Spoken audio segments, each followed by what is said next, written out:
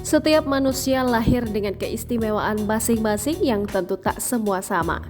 Salah satunya yang terlahir dengan kondisi mata batin terbuka sehingga dapat melihat hal-hal kasat mata.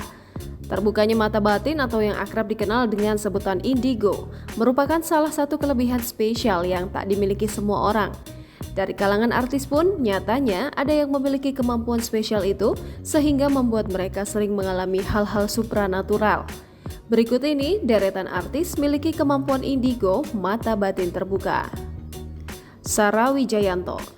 Istri dari Demian Aditya ini diketahui memiliki kelebihan merasakan aura berbeda di sekitarnya. Banyak yang menyebut jika artis peran dan pembawa acara ini bisa melihat hantu dengan hal-hal gaib lainnya.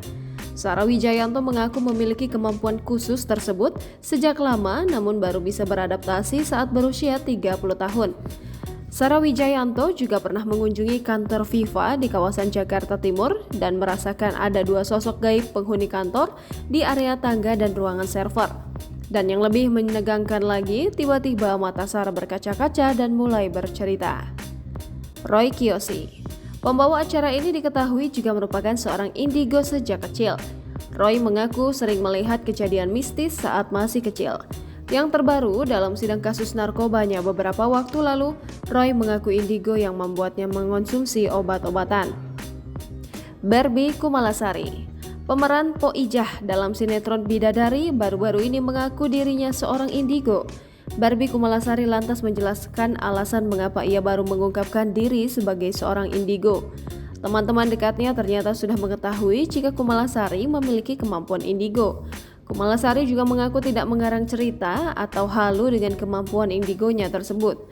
Kumalasari lantas mengaku sudah merasa indigo sejak masih kecil. Donita. Dalam tayangan Tonight Show Net TV, Donita mengaku memiliki kemampuan untuk melihat sosok makhluk gaib. Wanita yang kini berhijab diketahui mulai mengetahui dirinya memiliki kemampuan tersebut saat berada di sekolah dasar. Donita menyebut memiliki teman kecil yang sering bermain dengannya.